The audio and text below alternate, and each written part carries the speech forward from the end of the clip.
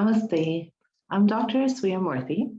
I got my PhD from Cambridge University in Neuroscience and Education, and currently I lead a clinic for children with learning disabilities. I'm also a full-time mom for 2 little kiddos, and I practice Bharatanatyam. Now, I think it's amazing that all of you are spending your March break here with us at Jnana Spandana. And for Jnana Spandana, I've been given the topic of stress and self-awareness.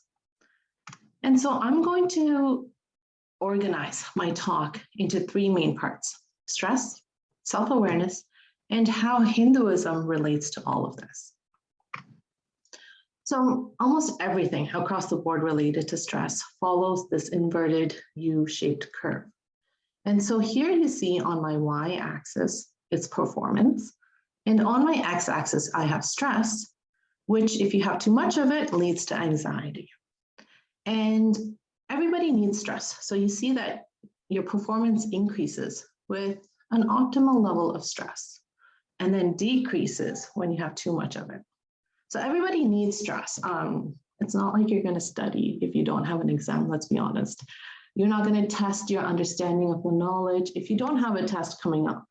So you need a certain level of stress to bring out the optimal performance in you. But then when that stress becomes too much, it starts to affect your performance. And so it drastically drops when the stress is way too much. And when it leads to anxiety, your performance could even be poorer than when you started off because of that anxiety. And like I said, we see this U-shaped curve in the neurochemistry. So cortisol is the hormone that's connected to stress. You need a little bit of it.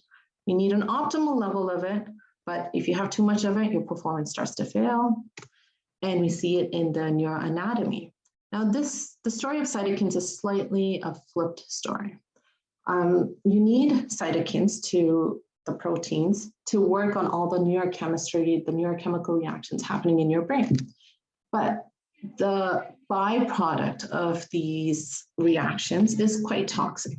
And so you need sleep. During sleep is when all of these toxic byproducts are washed off, are cleaned out. And as you know, if you're stressed and anxious, it might affect your sleep. And missing sleep for a day or two because you're cramming for an exam is okay. It's not the best, but it's okay. But if it becomes a consistent pattern where you're not getting sleep, it can start to affect your neuroanatomy. And again, we see this U-shaped curve with almost anything related to stress, which can lead to anxiety. Now, the human body was created to deal with stress. So when you see a lion, right, you're obviously stressed. You run away from the lion, and then it's resolved. You celebrate that you're not dead. You're happy that you don't see the lion anymore.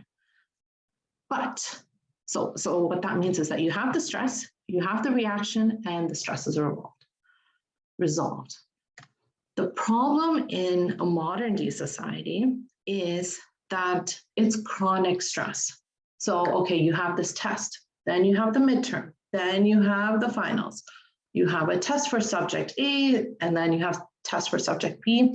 So your stress is never really done. You go from grade 1, grade 2, grade 3, then you go to high school, you have university, you get to work.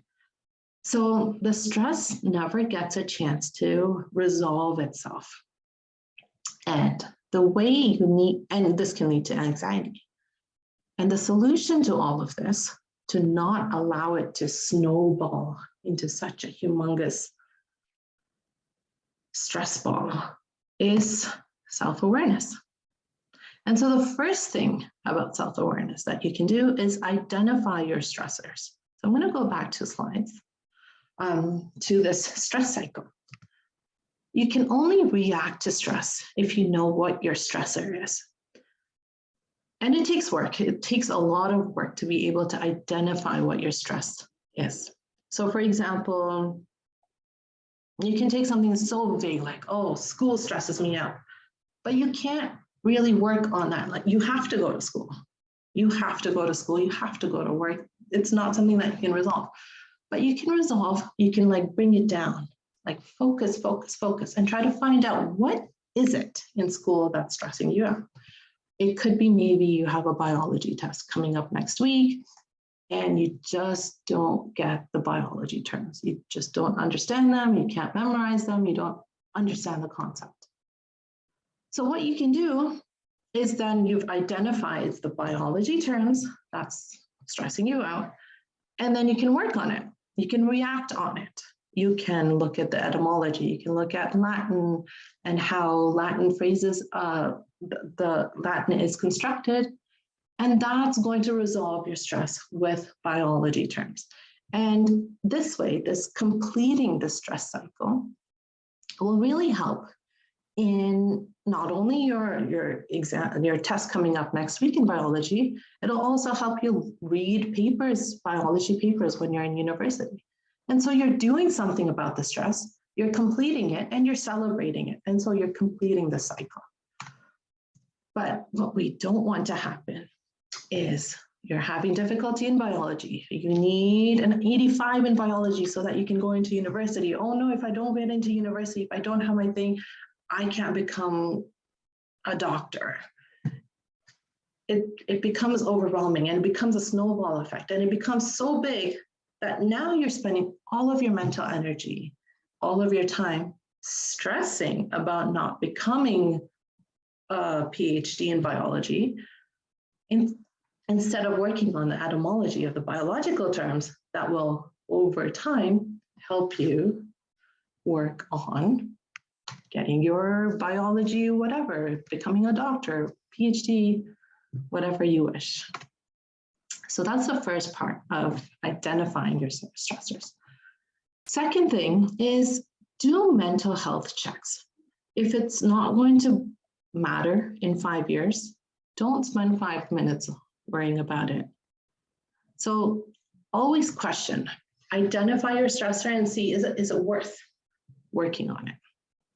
And the third part is mindfulness.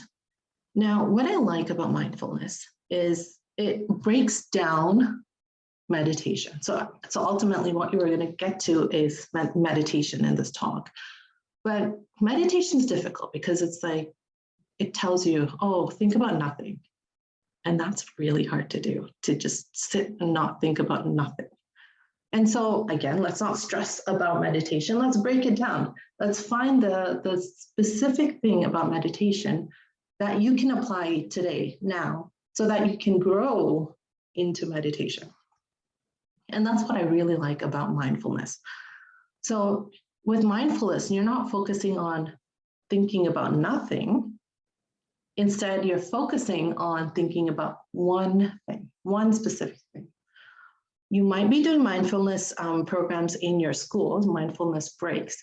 But for example, focus completely on your breathing and you're thinking of nothing else but your breath. You're focusing on the air going in, going out,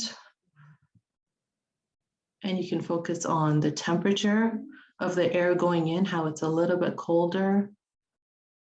And when it comes out, maybe it's a little bit warmer or vice versa. The speed of your breathing.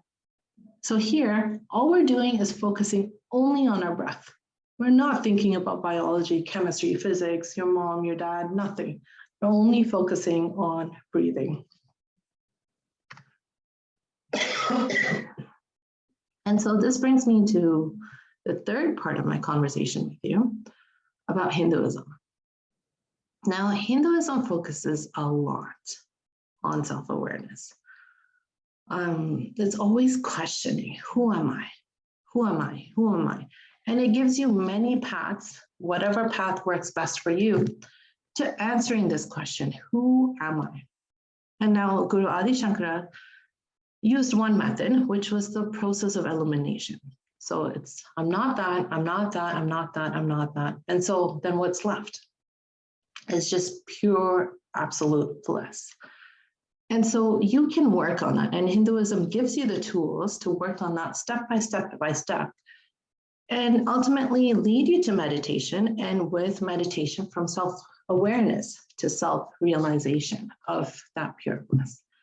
And I think we're really fortunate that we have these tools and techniques in our religion, in Hinduism, that allows us to not only deal with stressors, to go beyond, to become self-aware, and go even more beyond that into self-realization.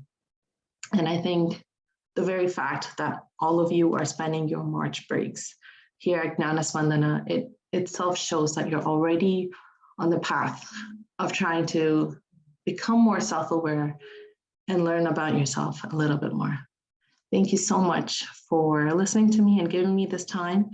And I hope whatever I said helped you a little bit. Don't stress out. Bye.